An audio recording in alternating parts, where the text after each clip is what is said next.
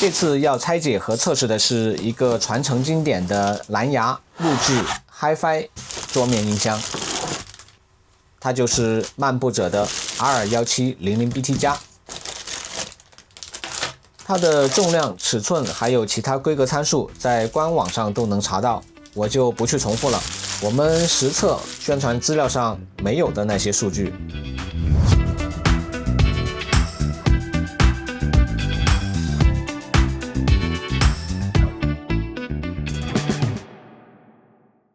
为了避免数据造假，有些测试会展示专业数据，并且在每个测试后面会做阶段性的总结。如果你不想看专业数据，可以快进到总结的部分。我这里气温只有22度，连续待机1个晚上，左侧板能看到明显发热，右侧板也能看到发热区。背板的温度最高，最热的地方有29.6度。虽然算不上很高的温度，但是很多小虫子特别喜欢从导向孔去找这种温暖的环境。这个发热是因为它的待机功率不算小，有2瓦。虽然1个月花不了多少电费，但不必要的用电还是会加快环境的破坏。除非明天我们都可以坐高铁离开地球。你看，一个大功率充电头的待机功率也只有 0.2 瓦、0.3 瓦，只有它的1/10。建议不用以后还是把电源直接关掉。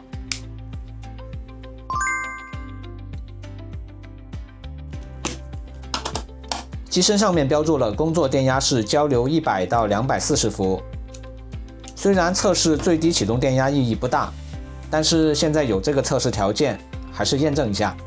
万用表上面显示的是电源插座的电压，先把它降到40伏，把这个切换到功率，一会儿启动的时候，这里会有功率显示，50伏、60伏、70伏、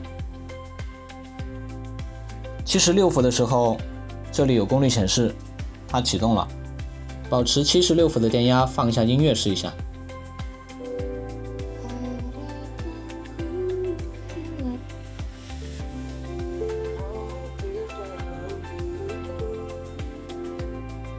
我现在把电压升高到250伏，看它能不能正常工作。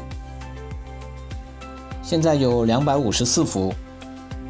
从测试结果看 ，R1700BT+ 最低的工作电压可以到76伏，超压到250伏也可以正常工作。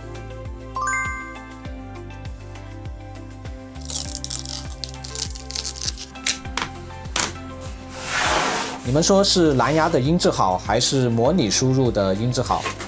蓝牙虽然是有损压缩，但毕竟是数字信号，要跟模拟信号做对比，先要确定模拟输出的信号是没有失真的。现在扫描的是我耳机孔输出的信号，0到20千赫兹的范围内，幅度稳定不变，也就是音量保持不变。我的测试文件也是要求扫描的时候保持音量不变。说人话，就是确定耳机的信号天生没有偏色，而且没有开滤镜，没有开美颜。现在听一下模拟和蓝牙的对比。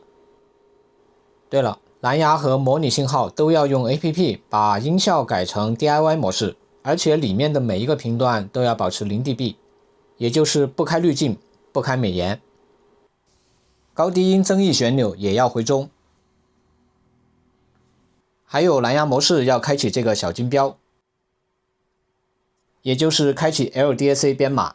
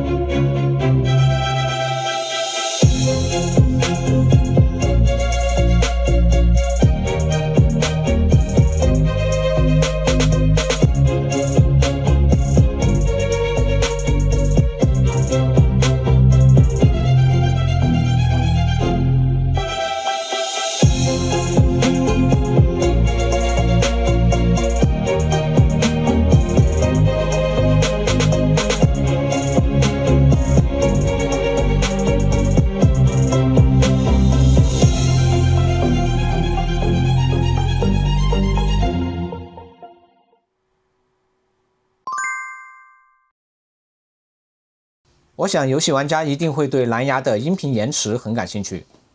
自我感觉 R1700BT 加用来打游戏感觉还是不错的。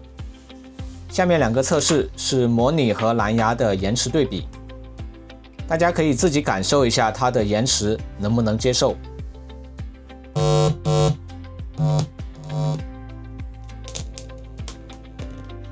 现在是模拟输入。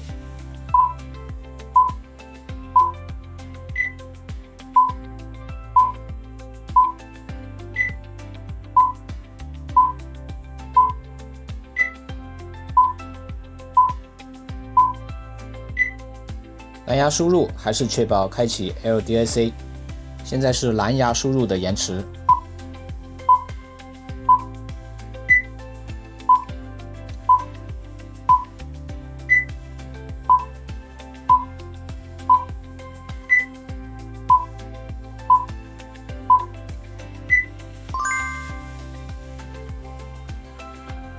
R1700BT 加在规格书里面没有标注模拟输入的电频级别，不过模拟信号和数字信号是不同的，模拟信号是有输入极限的，只有知道这个极限值，你才能知道这个插头插在哪里，才不会过曝失真，也就是它不会出现过曝的杂音。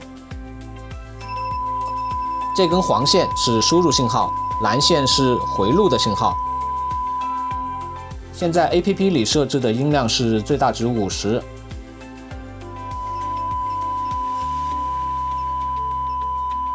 峰值超过 1.6 伏就会触发幅度限制，也就是会出现失真。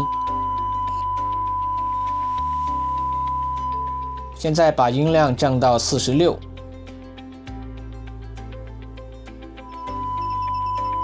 峰值可以提高到 2.5 伏。现在把音量降到40，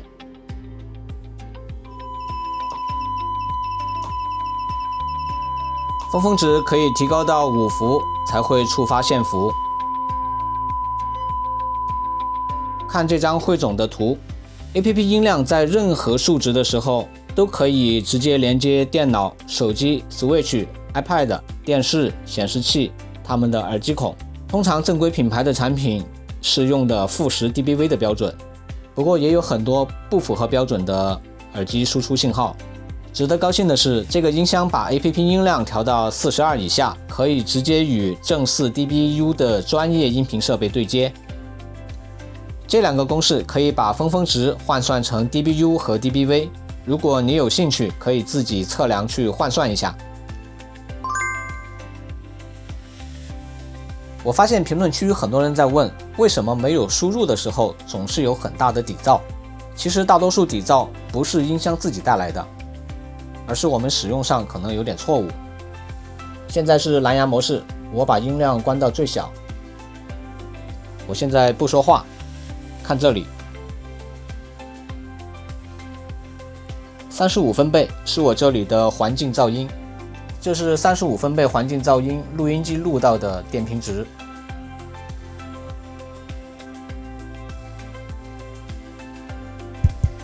也就是音箱完全没有底噪的环境噪音。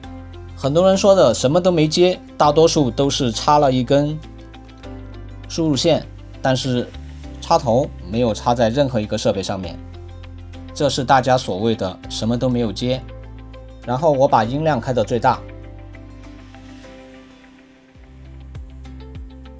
再看，现在蓝牙的环境噪音还是35分贝，然后切换到模拟输入1号通道，先确认一下这个是音量最大，然后有输入的。我把线这样盘起来，基本上听不到有噪音，但是我把它解开，仔细听。我再把手捏到塑料的部分，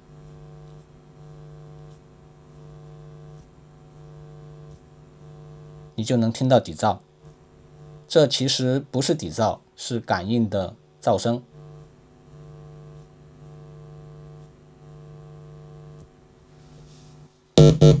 注意看2号输入，任何电缆都没有接。我把输入切换到2号输入，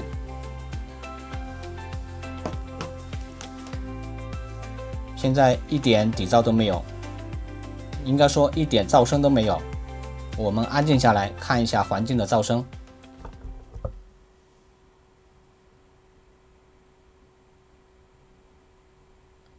还是35分贝，说明这个音箱什么都不接，是没有底噪的。只是我们平常用的时候，这根线拔掉以后，什么都不接，就这样展开放在桌面，会感应到外界的噪声。如果你觉得这个噪声有点大，直接按静音键，一点声音都没有。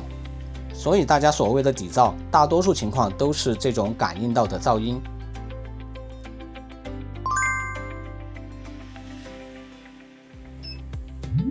没有声学测量环境去观察失真是不准确的，因为反射声波会有很大的干扰。R1700BT 加官宣有66瓦的功率，我很难通过录音让你感受到它有多大的音量。这是一个 A 加权的声压计，测量到的音量是人耳感觉到的声音大小，它的数值单位是 dBA。这是它的校准证书，因为有了 A 加权，它的频率响应最大只到8000赫兹。我们选55、1000、8000三个频点去测量 R1700BT 加的最大响度。官方宣传说它的低音下潜是55赫兹。现在高音和低音的增益回中，然后把音箱的音量开到最大，音效调到 DIY， 保持所有频段0 dB， 相当于相机的不开美颜和滤镜。现在是模拟信号输入，频率55赫兹，幅度开到 1.7， 比刚刚测定的 1.6 大一点点。55赫兹的低频，人耳能够感觉到73分贝的响度。注意看红点，这是喇叭的振动幅度。这是导向孔的气流强度。现在是1000赫兹的中频，最大音量人耳能够感觉到103分贝的响度。这是8000赫兹的高频，耳朵能感觉到96分贝的响度。规格参数说它的频率响应范围是55到20千赫兹。在8000赫兹，录音机录到的是-10 dB。一会儿我把频率提高到20千赫兹，声压计就测不准了。我们用录音机来观察。现在是20千赫兹，录音机还能录到-29分贝的声音，说明它的高频可以到20千赫兹。现在切换到蓝牙模式，保持小金标打开，音量最大，手机的音量也开到最大。现在是55赫兹，耳朵能感觉到71分贝的响度。现在是1000赫兹，耳朵能感觉到106分贝的响度。现在是8000赫兹，耳朵能感觉到81分贝的响度。现在是20千赫兹，录音机还是可以录到-29分贝的声音，说明蓝牙模式和模拟输入的高频都可以到20千赫兹。从测试结果看 ，R1700BT 加最大音量的响度还是足够大的，在书房、桌面还有距离电视机大概3米左右的距离，不会感觉到音量不够。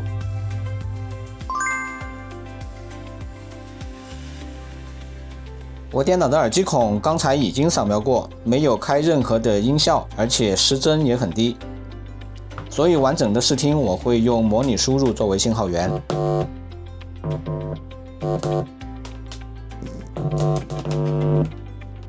音效还是保持 DIY， 所有的频段都是0 dB 不动，高低音旋钮也是全部回中。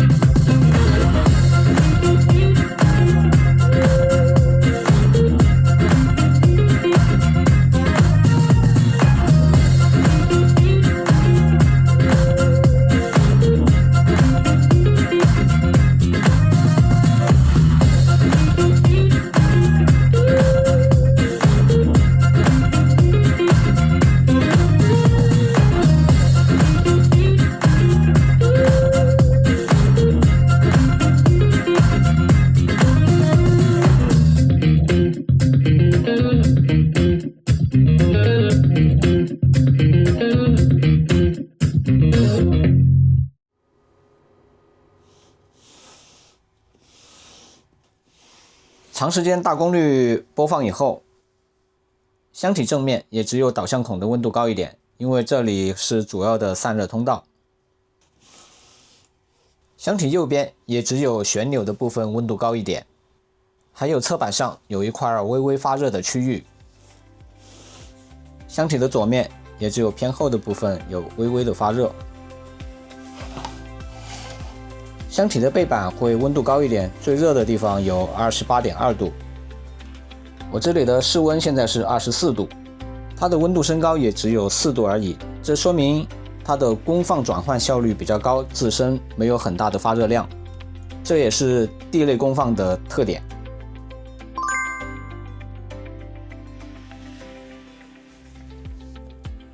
网罩的编织密度也比较高，外框是塑料的，从这个接缝猜测，网罩跟外框是超声波熔接在一起的。重量有51克，4个缓冲垫弹性不错，可以有效的吸收震动。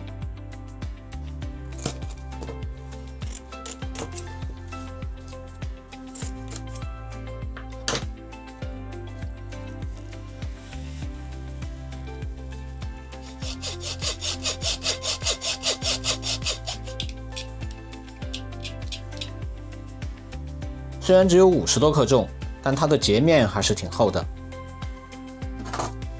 厚度有 2.48 毫米。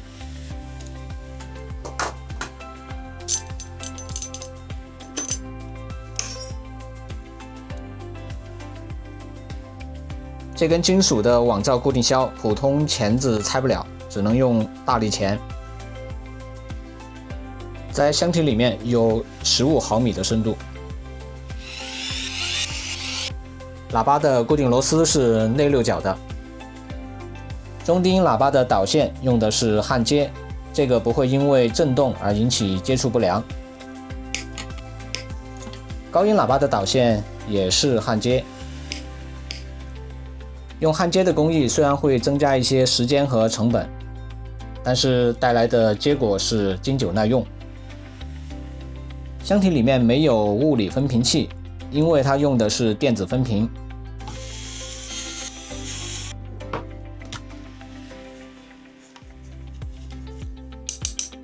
连接器的盖板是一块铁板，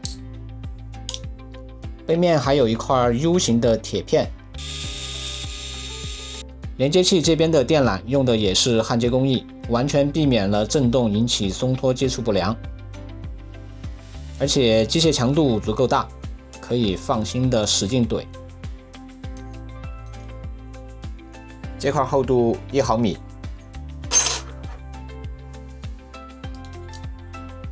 这块厚度 1.5 毫米。这块吸音棉虽然不大，但是它是粘在中低音喇叭上面，可以有效的防止它的位移。注意看这里，这里，这里，还有这里，4条长边都有这样的加强块，在机械强度的设计上面还是挺用心的。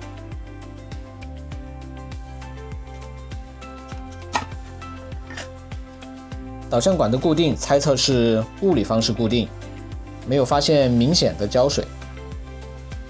导向孔的内壁还是挺光滑的，只有这样光滑的表面，当气流流过的时候才不会有噪声。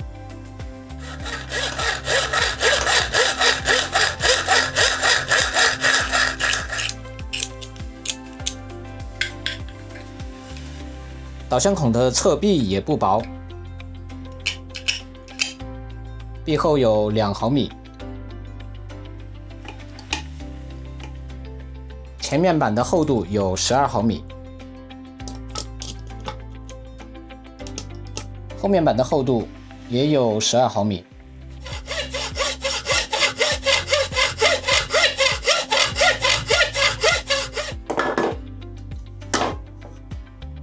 现在可以看清楚了，背面有3个加强块，正面有2个加强块，顶板的厚度12毫米，底板的厚度12毫米，侧板的厚度18毫米。从横截面可以看到，板材的密度还是挺高的。不包含刚才我切掉的木屑，这个箱体的重量还有2000克。官方资料说，这个4寸的中低音单元是 Nomex 复合材料，特点是刚性好，而且又轻。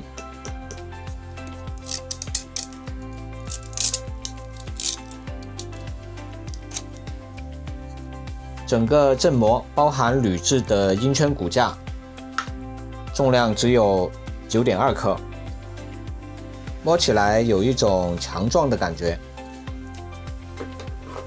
看一下它的截面，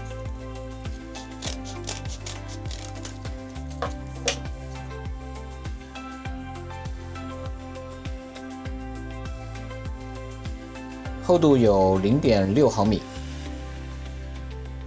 ，1寸的丝绢膜球顶高音，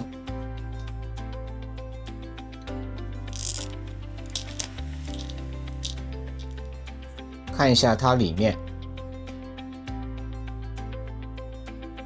这是音圈和振膜，非常的柔软。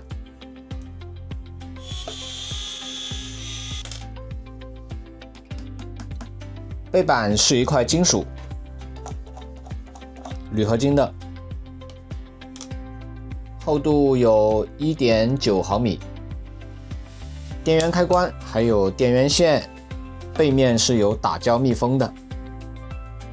喇叭的输出线依然是焊接，避免接触不良。副音箱的连接器也是有打胶密封。电源模块在这个位置，跟底部用了2颗螺丝固定，有点别手，不好拆，这个不重要。里面这块绿色的电路板是外面这个旋钮开关的底板，也是打了胶固定的，做工不错。这块是蓝牙模块，这个是蓝牙的天线。这是一个单片机 MCU， 也就是主控芯片，用来进行操作控制。这个芯片和这个芯片就是主功放芯片，德州仪器的 TAS5805，每个芯片有2路，总共是4路，组成电子2分屏。所以音箱里面我们没有发现物理的分频器。从拆解和测试的结果看 ，R1700BT 加给我留下了一些关键词：板材厚重，制造用心，音质不错，性价比高。而且厚重的箱体对低音的表现是很有帮助的。再加上喇叭和电源线的线缆都是用的焊接方式，这样的制造工艺会让它比较耐用。刚才的每个测试我都做了阶段性的总结，这里就不去重复了。传承经典的 R1700BT 加只要500多就能入手，我觉得还是蛮香的，你觉得呢？好了，我是机电匠，我们下期见。